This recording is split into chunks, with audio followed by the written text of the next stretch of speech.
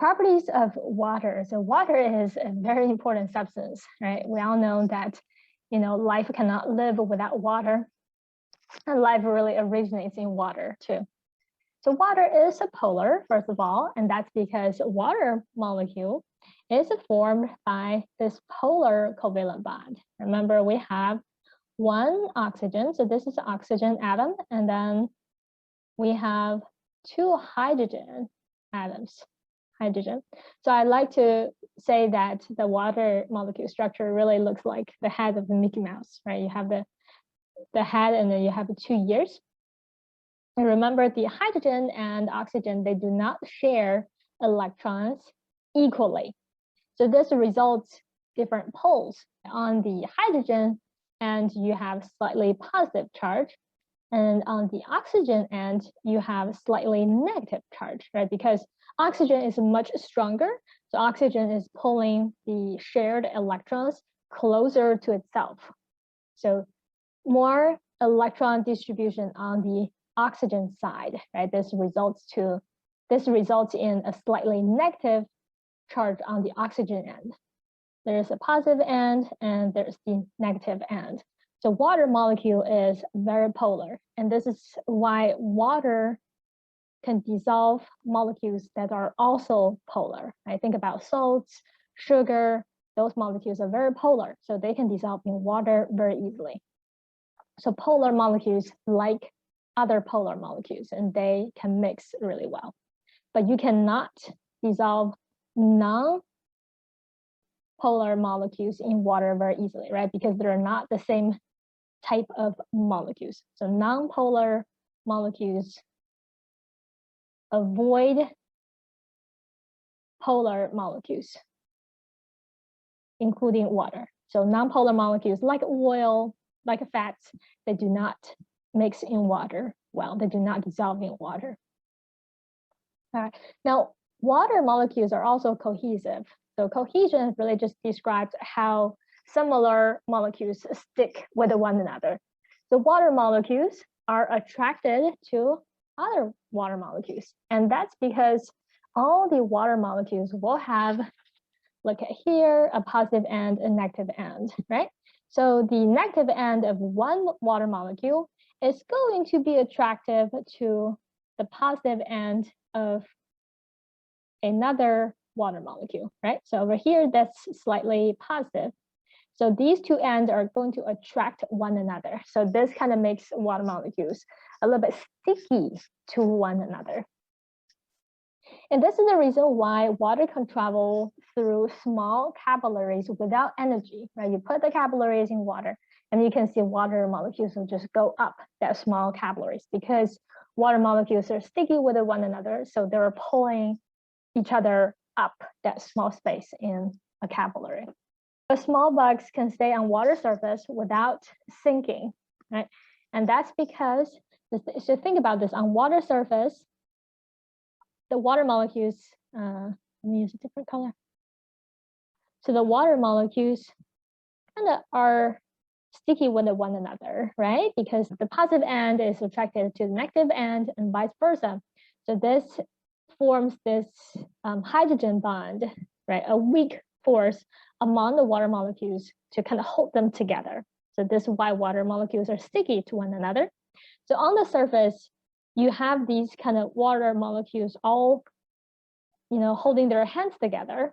So if you have a little bug, you can't have something too heavy. Like when you step in water, you're not gonna stay on the surface, right? You're gonna sink. But for something that has a very small weight, like a little bug, the weight is just enough to kind of push down this layer a little bit without breaking it.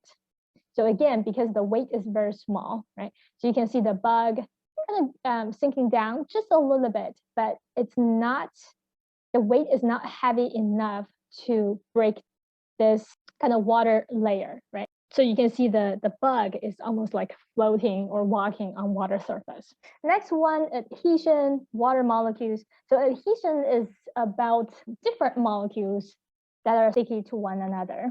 So in this case, we have water molecules We also have other types of molecules, for example, glass. And this is actually why we have meniscus, right? When you measure, say, volume of water or something else in a glass graduate cylinder, instead of having a straight line when you put the solution there, you have a kind of concave line right there, right?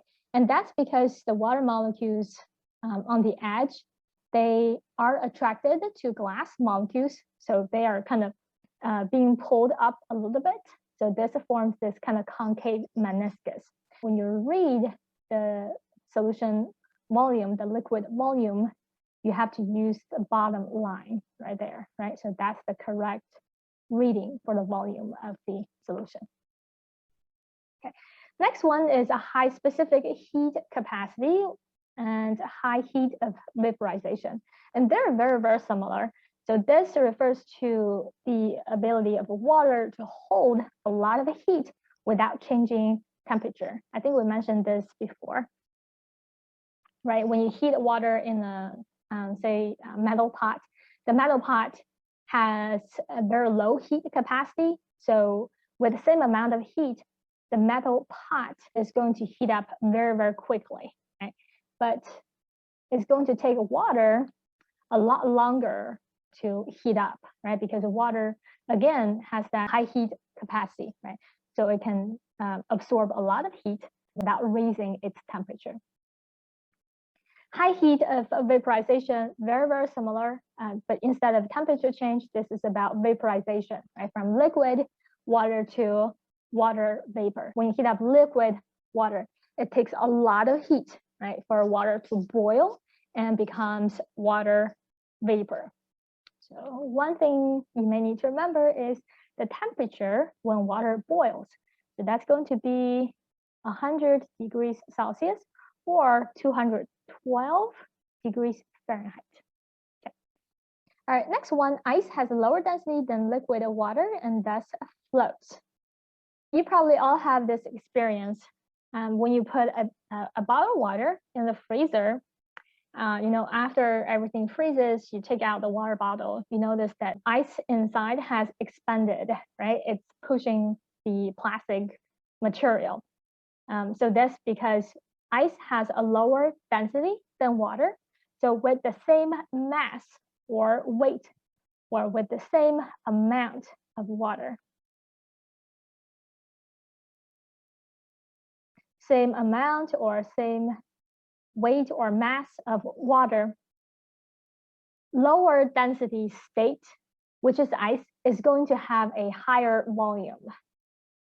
So this leads to the expansion of ice, right, from the same amount of liquid water.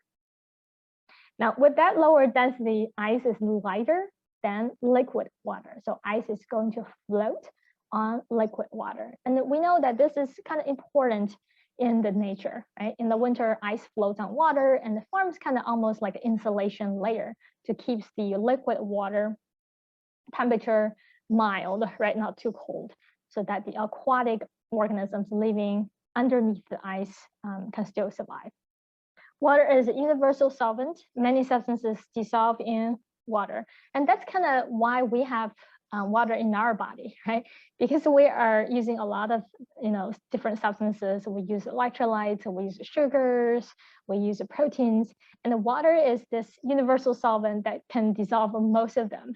So that's why, it's a really kind of advantage for our body to have water to kind of dissolve, to transport, to hold all those substances that are needed by our body. Okay. Number 5, diffusion. So this is about the movement of molecules. Molecules have this tendency to diffuse through a permeable membrane, or could be just air or a solid medium. So that's okay too. When you see a permeable membrane, this is more about diffusion in liquid. We often use this definition. That's because this is related to physiology in our body. So in our body is a watery environment. We're looking at cells, right? And the cell membrane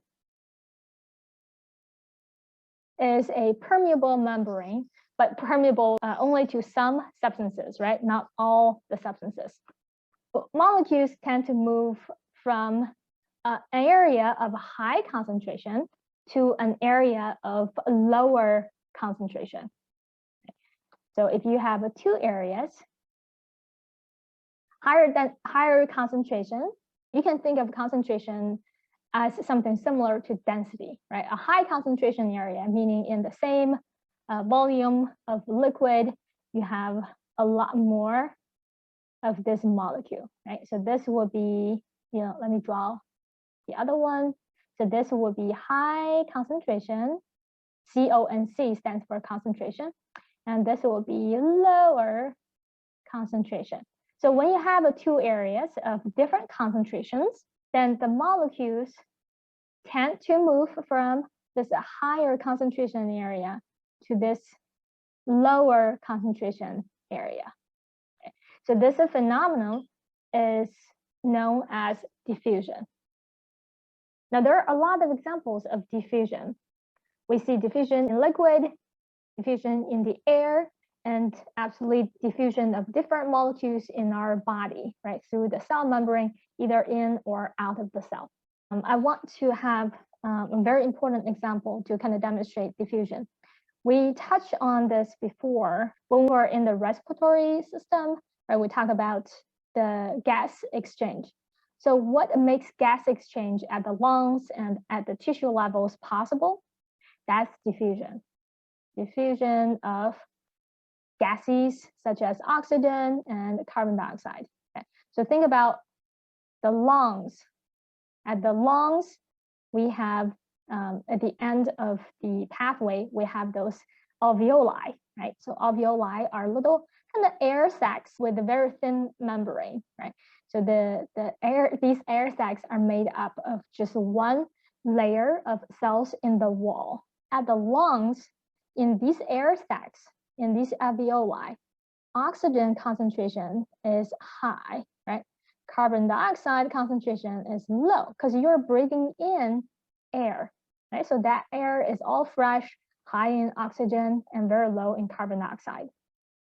When the blood comes into alveoli, so this is a capillary which has blood.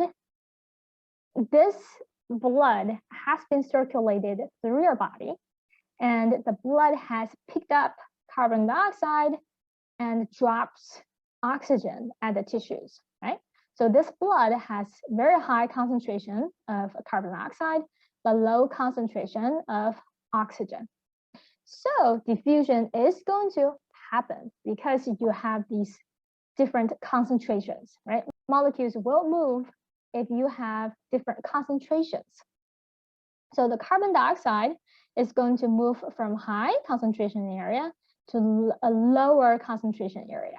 Carbon dioxide is going to diffuse out of the blood, cross the blood vessel wall, cross the wall of the alveolus, and diffuse into the alveolus, right, into the air sac. Oxygen is going to be the opposite. Oxygen is going to move from high concentration area, which is the alveolus, into the blood, right, from high to low. So in the end, the alveoli will collect carbon dioxide and delivers oxygen to blood. Now you're going to breathe out, you're going to exhale, right? When you exhale, you will get rid of carbon dioxide in the alveoli, which comes from the blood. And then you breathe in, it starts the cycle again. When you breathe in, the area is high in oxygen and low in carbon dioxide. And then there's this kind of gas exchange. Right? Now at the tissue level, it's the opposite, right? So tissue level, let me use a different color. At the tissue level, the blood is going to bring in oxygen. So oxygen is a high and carbon dioxide is low. And now you have cells. So these are cells. So that's one cell. So for the cells, they're going to be high in carbon dioxide from cellular respiration. Oxygen is low, right? The cell respiration utilizes oxygen and generates carbon dioxide. When the blood bring in the fresh blood, the oxygenated blood, the good blood into the tissues, there's going to be diffusion again, right? Oxygen is high in the blood, so it's going to diffuse into the cell, which has low concentration. Carbon dioxide is going to do the opposite, right? Carbon dioxide is high in the cell, so it's going to diffuse through the extracellular space and into the blood from high to low.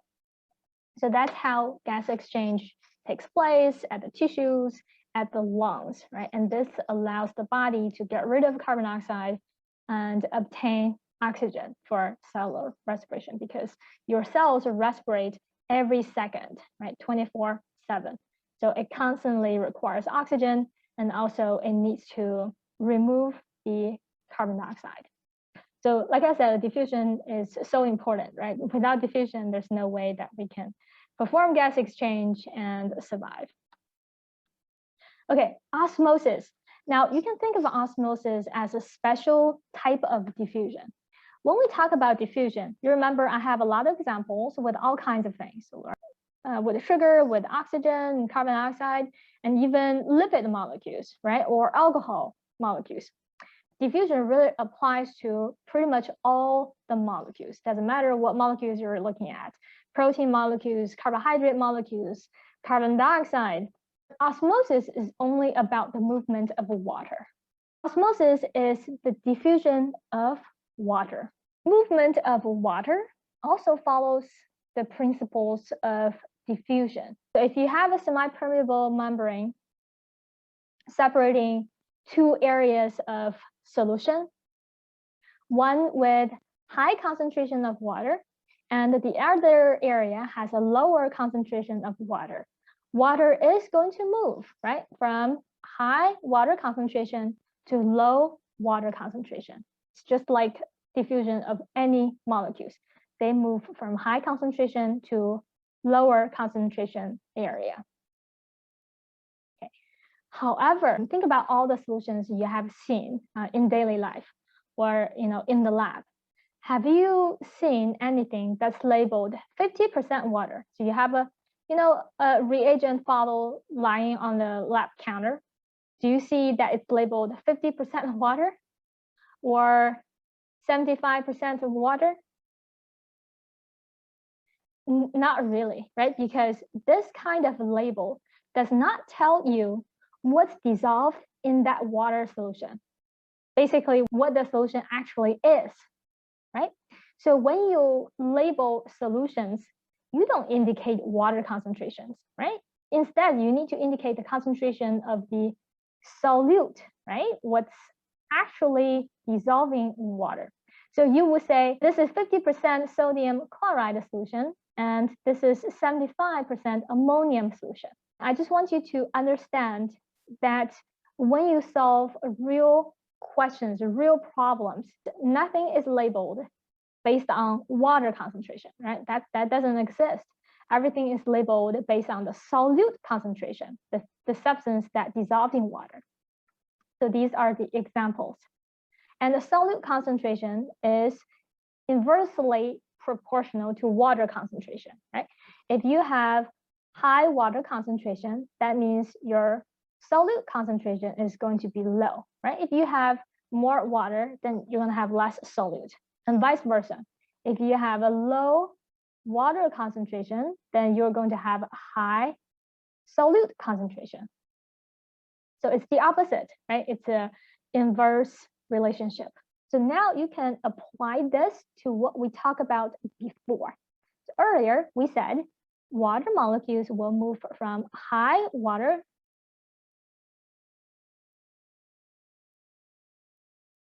Earlier, we said water molecules are going to move from high water to lower water concentration area. Now, high water means it's low solute concentration, right? And the low water, that means it's high solute concentration. So when you convert water concentration to solute concentration, now water moves from low solute concentration area to a higher solute concentration area, right? So look at this picture. So we have a beaker here, and the beaker is divided by this semi-permeable membrane in the middle. So this creates two different areas. The area on the left has a lot of salt molecules. All these black dots refer to salt molecules. All right, so you can see in the area on the right, this area right here, there are a lot of salt molecules, right? So in this case, the salt is the solute, right? Because these salt molecules are dissolved in water. So this is going to be a high salt concentration area. And when you look at the half on the left, when you look at the left half, there's only water, right? There are no salt molecules. So this is going to be an extremely low, probably close to zero. So this is going to be a low salt concentration area. So based on what we know, water moves from low solute area or low salt area to high solute or high salt area, right? So water is going to move from left to right, right? This is a low solute. This is a high solute. Again, water moves from low solute to high solute. Now, you're going to say, what if I don't use solute concentration? What if I use water concentration to solve this problem? That works too, and you are going to get to the same conclusion. Let's do it together. Let me use a different color. Let's use green.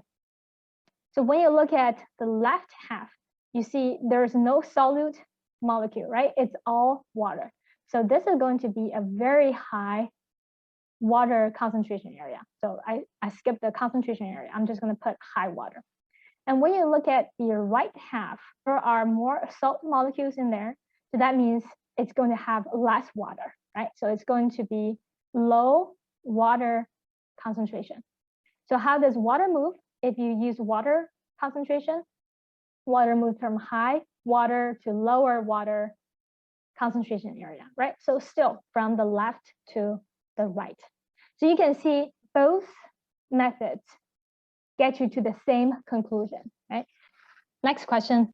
Human red blood cells are placed in a 10% sodium chloride solution. Which of the following correctly predicts what direction? So I have a typo here. What direction water may flow?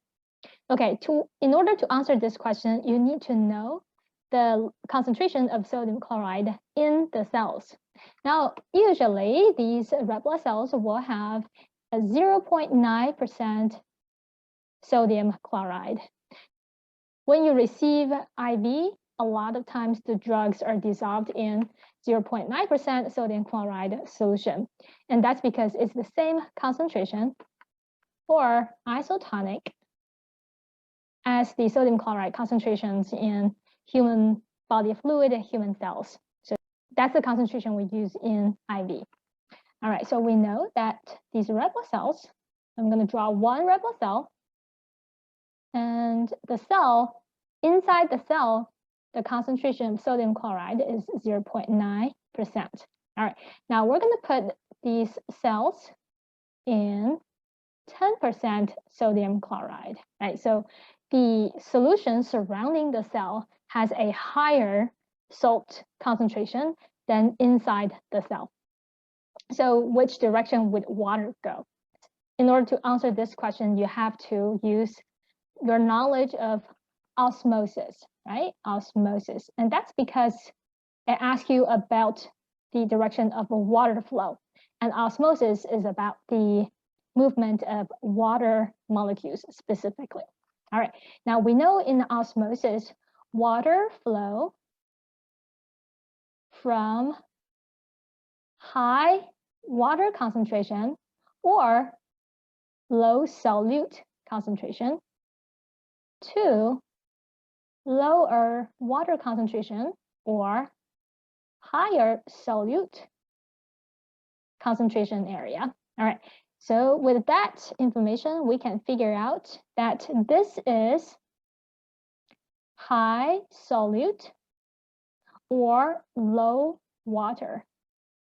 Let me use different color so it's more obvious. 10% sodium chloride is going to be high solute. Then the 0.9% inside the cell, right? So this is a low solute. And if we convert that to water concentration, 10% sodium chloride will be low water, right? Because there's more sodium chloride molecules in the solution, so there's less water, right? Lower concentration of water. Inside the cell, that's going to be high water, right? Because there's less sodium chloride. All right, now with the information we have learned previously, we know that water flows from high water concentration to lower water concentration, or from lower solute to high solute concentration. So either one will give you the correct direction of water flow, right? Water is going to exit the cell, move out of the cell, and move into the 10% sodium chloride. Okay, so which one is the correct answer? Water will move from its high concentration inside the cell to lower concentration outside the cell. So the correct answer is B. I have noticed that in the sample question, in the TEAS study menu, they actually use water concentration in the answer choices. So if you have been using solute concentration to solve osmosis problems, you need to be familiar with how to use water concentration to solve similar problems. Now, that's easy, right? Because if you just directly use water concentration, then it's always from higher water to lower water. So B should be pretty obvious, right? It's pretty obvious that B is the correct answer. A, water will move from its low concentration outside the cell. So that's correct, right? Outside the cell, it is the low concentration, but the direction is wrong, right? So water will move from to lower concentration, right? Basically, once you correct A, the statement will become B, right? Which is the correct answer. C, water will remain in equal concentrations on both sides of the RBC membrane. That's not true, right? Because there is a concentration gradient or different concentrations on both sides of the membrane. Now, this net water movement across the membrane will be 0 once the concentration is equal on both sides of the RBC membrane. For example, water is moving out of the cell into this 10% sodium chloride solution. So this concentration should go down, right? Because the water moving in is going to dilute this 10% sodium chloride. So 10% will go down and the 0.9% will go up, right? Because there's less water now. So the concentration for sodium chloride will go up. Okay? So eventually, you will reach a point where the concentration CO and C will be the same, right, inside the cell and outside the cell. So that's what we call equilibrium.